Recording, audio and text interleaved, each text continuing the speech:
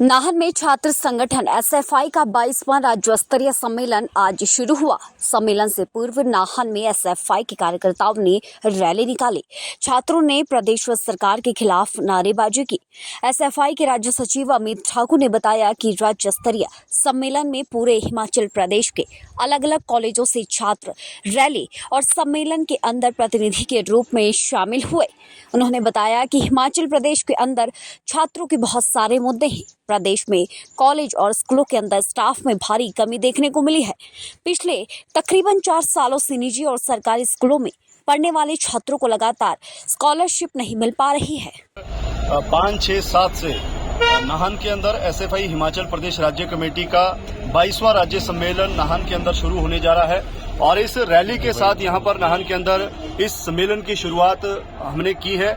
इसमें पूरे हिमाचल प्रदेश के अलग अलग कॉलेजेस से, जिलों से यहां पर छात्र जो है इस रैली के अंदर, सम्मेलन के अंदर प्रतिनिधि के रूप में शामिल हुआ है। और ये सम्मेलन आप जानते हैं, हिमाचल प्रदेश के अंदर छात्रों के बहुत सारे मुद्दे हैं। पिछले लंबे समय से हिमाचल प्रदेश के अंदर कॉलेजों या स्कूलों के अंदर जो स्टाफ की कमी है, या इसके साथ साथ आपने देखा होगा कि पिछले 4 सालों से हिमाचल प्रदेश के, चाहे वो निजी शिक्षण संस्थान है चाहे सरकारी शिक्षण संस्थान है, वहां पर छात्रों की स्कॉलरशिप जो है लगातार उसको जो है बंद किया गया है। और हिमाचल के मुख्यमंत्री सुखविंदर सिंह सुक्खू के नेतृत्व वाली सरकार को एक बड़ा झटका लगा है। हिमाचल प्रदेश उच्च न्यायालय ने वाटर सेस अधिनियम को खारिज करते हुए इसे असंवैधानिक करार दिया है। राज्य सरकार की ओर से बनाए गए इस अधिनियम के विरोध में 40 विद्युत कंपनियां कोर्ट पहुंच गई थी। हिमाचल प्रदेश हाई कोर्ट के इस आदेश के बाद अब राज्य सरकार की ओर से जारी की गई अधिसूचना को भी रद्द माना जाएगा। वरिष्ठ अधिवक्ता रजनीश मानी कतला ने जानकारी देते हुए बताया है कि प्रदेश उच्च न्यायालय की डिवीजन बेंच ने ये फैसला सुनाया है। इस डिवीजन बेंच में न्यायमूर्ति तरलोक सिंह चौहान और न्यायमूर्ति सत्येन वैद्य शामिल थे। हाईकोर्ट ने अपने आदेश में कहा कि हिमाचल प्रदेश विधानसभा के पास इस तरह का कानून बनाने का संवैधानिक अधिकार नहीं है। इस तरह हिमाचल सरकार की तरफ से जारी वाटर सेस की अधिसूचना रद्द मानी जाएगी।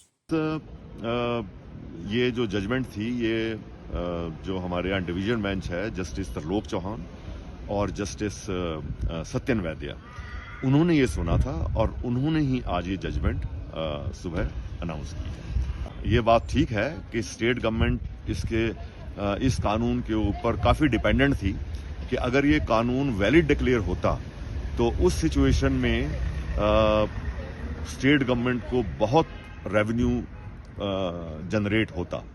पर एट द सेम टाइम जो प्रोजेक्ट्स जिस समय में जिन्होंने प्रोजेक्ट्स लगाए थे उस समय में ऐसा कोई कानून नहीं था, तो उनकी प्रॉफिटेबिलिटी और उनकी वायबिलिटी के ऊपर भी एक सवाल। अखिल भारतीय विद्यार्थी परिषद हिमाचल प्रदेश ने आज पश्चिम बंगाल के संदेश खाली में महिलाओं पर हो रहे अत्याचार के खिलाफ डीसी ऑफिस शिमला के बाहर जोरदार प्रदर्शन किया। एबीवीपी ने बंगाल की टीएमसी सरकार को बर्खास्त कर राष्ट्रपति शासन लगाने की मांग की है। अखिल भारतीय विद्यार्थी परिषद प्रांत मंत्री विशाल वर्मा ने बताया कि टीएमसी की ममता सरकार में महिलाओं के साथ अत्याचार हो रहा है। संदेश खाली की घटना पूरी देश को शर्मसार करने वाली है। संदेश खाली में महिलाओं के साथ रेप हो रहा है। घिनौनी हरकतों पर ममता सरकार रोक लगाने में नाकाम रही है। शाहजहां शेख के घिनौने अपराध में वहां की महिलाएं सुरक्षित नहीं है, जिससे लोग वहां से पलायन करने को अब मजबूर हैं। उन्होंने कहा कि देश के प्रधानमंत्री को संदेश खाली में केंद्रीय सुरक्षा बलों को तैनात करना चाहिए। एबीवीपी ने हालत सामान्य होने तक बंगाल में राष्ट्रपति शासन लगाने की मांग की है। नमस्ते, मेरा नाम आकाश नेगी है। मैं अखिल भारतीय विद्यार्थी परिषद हिमाचल प्रदेश का प्रदेश मंत्री हूँ।